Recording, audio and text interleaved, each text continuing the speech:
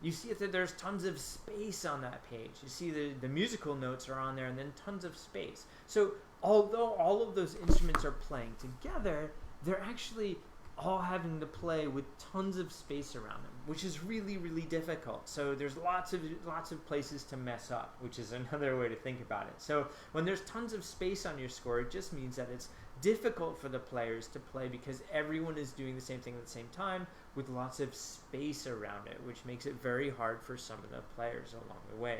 Speaking of the players of this piece, another thing that makes it really difficult is terms of soloists. So soloists is when the instrumentalist is going to be playing by themselves. So in this case, you have a flute and a piccolo, clarinet, oboe, alto saxophone, tenor saxophone, trumpet, French horn, trombone, and percussion all have things where they have to play independently of everyone else. Now you might say, oh, that's not really a big deal. However, if you think of anything that you've done in your life where you had to do it all by yourself in front of everyone, where everyone was listening or watching your performance, perhaps that made you feel really nervous or maybe anxious, maybe didn't like that. You think about, oh, you went on a golf course and you were playing on the first tee and there were 10 people watching you. All of a sudden, this is the hardest thing to do in the world. And that actually makes it difficult for musicians as well. In this case, all of these musicians have solos, and so they play by themselves. So I did this piece when I was in Wyoming. And welcome, Nicole. So nice to see you. Thanks for joining. And when I was doing this piece in Wyoming, we had strong players in every one of these categories. And so it was actually an easy piece to put together because those strong players were the soloists who were leading the way. Now, if you had certain, like half of these players, the task would become much more difficult because not everybody would be comfortable playing all by themselves. So we're going to be talking a little bit about that more in the rehearsal considerations. And when you talk about soloists and rehearsal considerations, you want to talk to the soloist first. Say, listen, I know that you're really anxious about this, but these 6 bars are all by yourself. By the way, we're going to practice these in 2 weeks. Let me know if you need any help. Or, oh, here's some recordings that might help you. That kind of idea. So I have that under rehearsal considerations in the soloist so that people aren't caught off guard. At the very beginning of the piece, there's lots of soloists as well. So there's tenor saxophone, trumpet, horn, and baritone who play solos in the first 10 bars of the piece. Now, if you're a player and you get this new piece of music, you might be really excited to play it, but not really excited to try it for the first time in front of everybody else. So with this piece, again, you talk about block scoring, there's a lot of stuff where everyone plays together. So you don't necessarily have to do the stuff that you have the soloists play by themselves from the very first rehearsal. Another couple of rehearsal considerations have to do the notation and the 1970s rhythm. So I remember playing this piece with Frank Battisti when I was in high school. And Frank Battisti is a really famous conductor. He's a little bit older. And he comes from a generation of music where specific items were characteristic of these band pieces. And one of those pieces is something that you see in this piece, as you can see in here, which is the example on the left and the right. The example on the left is from the score. An example is on the right is from the actual trumpet part that I played when I was playing this with Battisti when he was conducting this. So it's the part that goes da da da da da da da da da da da da da. So if you played a piece from the 1960s and 1970s in the band repertoire, this would be commonplace. You'd play this all the time. So I remember going into this rehearsal and seeing this music for the first time, and he's all kinds of upset. Why is nobody playing this? This piece exists in all kinds of band music. And I was in high school and I had never seen it before, and neither had anybody else. So if you decide to do a piece like this, make sure that you familiarize yourself with what might not be common knowledge in the repertoire currently. So what Battisti was thinking was, he was thinking, oh, well, they must have played this all growing up. I had never played it. Because during the time I was in high school, this rhythm wasn't commonplace in any type of high school band repertoire. It just didn't exist. Also over here on the right, you see in the actual trumpet part where it says, you can see the rehearsal letter Q. Now those are markings so that we can say, oh, start at Q. It's a starting location for the rehearsal. So at this particular point, I'm looking at this, and after Q, there was this slash and these 2 dots, and I also didn't know what that means. So we were trucking along on this piece, so we got to this piece, and we all stopped playing. And he didn't like that either. He was very upset about this. Why did you all stop? I don't understand. And we had something in the music that we had never seen before. We didn't know what it meant. And this is another thing that was really, really common in the 1960s and 1970s, that when I was in high school, nobody knew what this meant because it was not being used in repertoire. So with pieces like this, keep those things in mind with your students. Maybe they've never seen it before.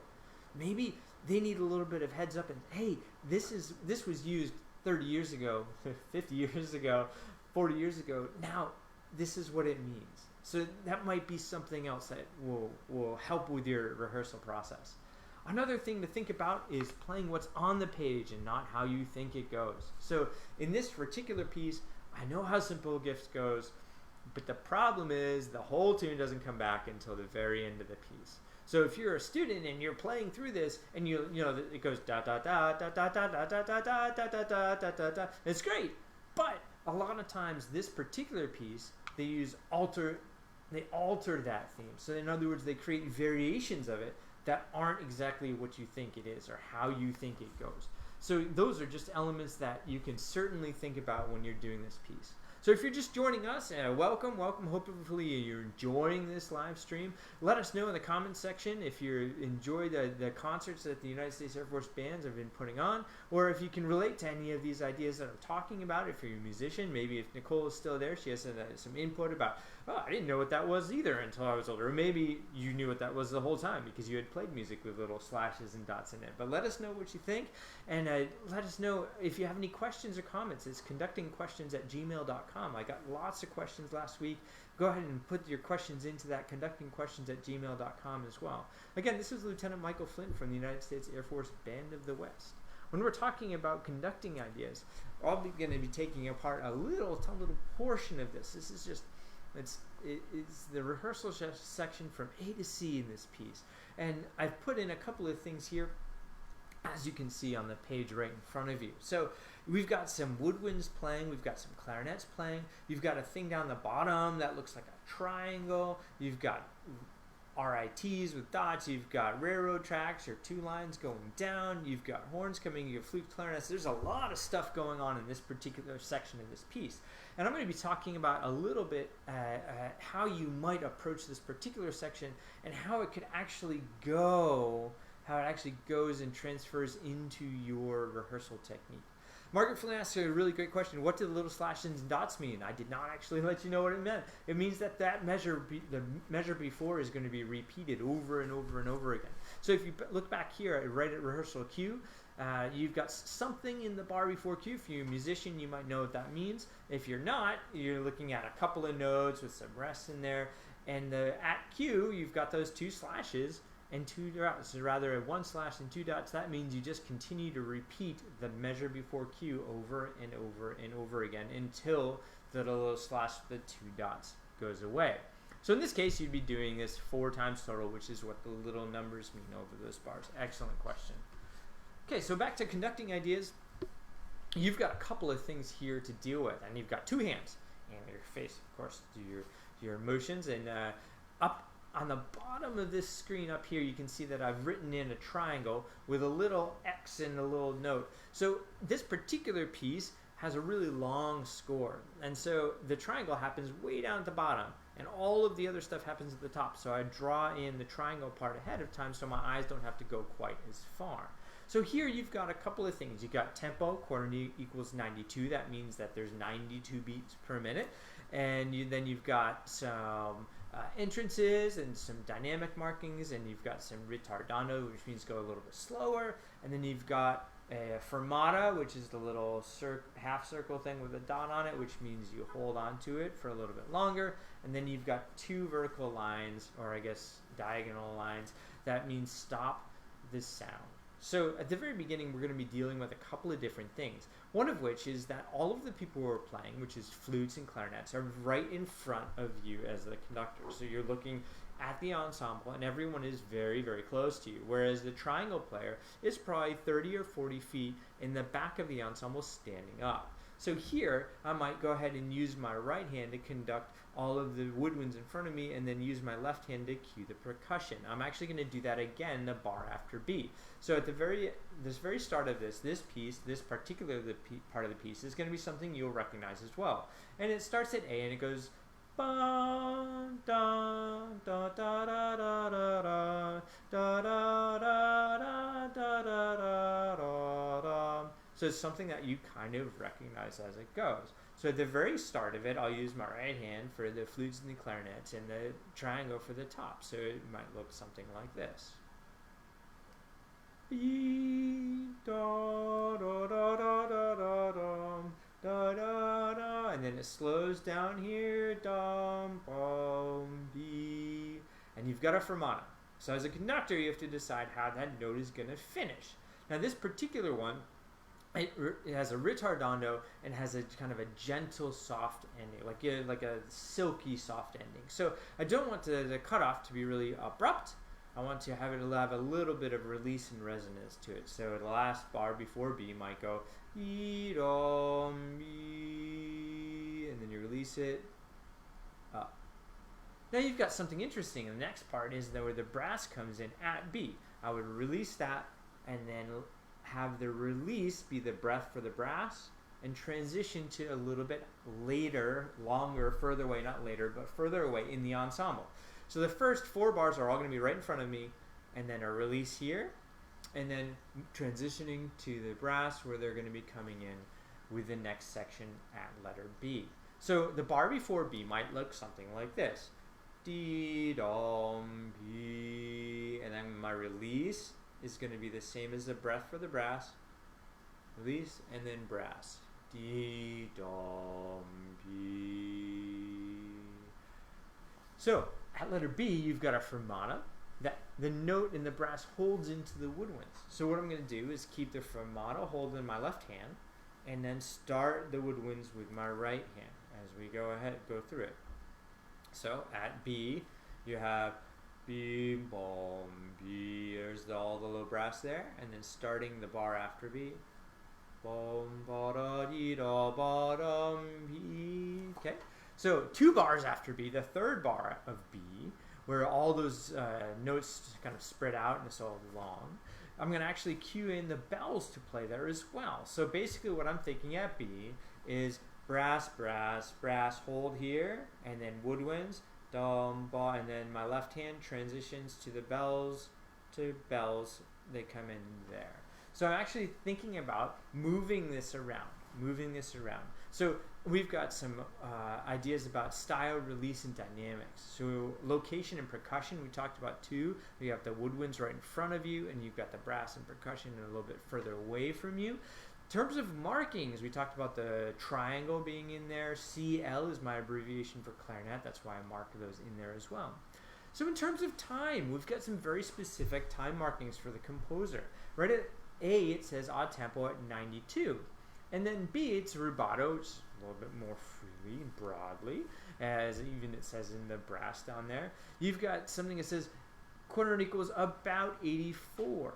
So in this case, I would use my cell phone where I have a tonal energy app, and I would go ahead and click my time. As a conductor, I want to make sure that my time is really close to what the conductor wants. So if it's 92, there's a little app you can get with your metronome where you can tap the beat that you want and make sure that it's close to 92 as you go. The trick part here is transitioning from 92 to 84. So 92 to 84 happens between, I guess, the fermata right before B and then starting at B. So if I was practicing this and having this as an etude in time, I would want to make sure that I can tap the tempo of 92 and then stop and then start with 84 and get close to those tempo markings. I would do that over and over and over again until I could tap it, and then I would put the movement into it.